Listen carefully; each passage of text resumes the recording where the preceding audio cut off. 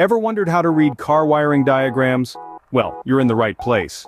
Car wiring diagrams or schematics are essentially roadmaps for your vehicle's electrical systems. They are crucial tools that enable you to understand how your car's electrical components are interconnected, and they can be invaluable when it comes to diagnosing and fixing electrical problems. There are several types of diagrams you'll come across. Schematic diagrams are the most common, providing a simplified representation of the electrical circuits. Pictorial diagrams, on the other hand, illustrate the physical layout of the wires and components, while block diagrams show the relationship between different subsystems within the car's electrical framework. And why are these diagrams so important? Well, they're the key to unlocking a wealth of information about your car's inner workings, from the headlights to the taillights and everything in between. As intimidating as they may seem, anyone can learn to read and understand these diagrams with a bit of practice. Before diving into the diagrams, familiarize yourself with the basic symbols and components. Picture these as the alphabet of car wiring diagrams. First, we have wires, denoted by straight lines. They are the highways for electricity, allowing it to flow from one component to another. Next up are switches, symbolized by breaks in the lines. They control the flow of electricity much like a traffic cop. When a switch is open, it halts the flow. When it's closed, electricity can pass through. Then we have resistors, marked by jagged lines. They work as speed bumps, slowing down the electrical current and controlling its intensity. Lastly, we have capacitors, represented by two parallel lines.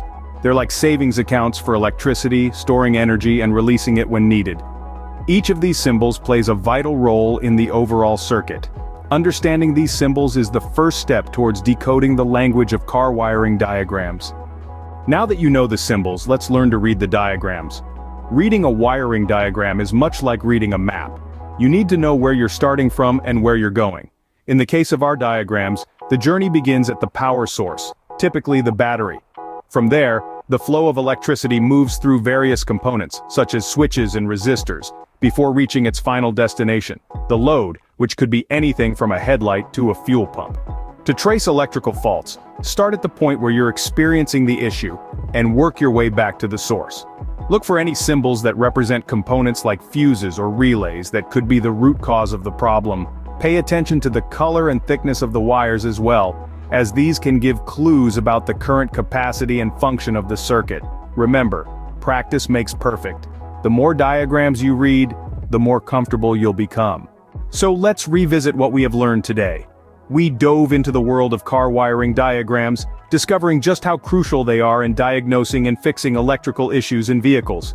These diagrams are like the roadmap to a car's electrical system, guiding us to understand its intricate pathways. We then explored the basic symbols and components found in these diagrams, each representing a different part of the system.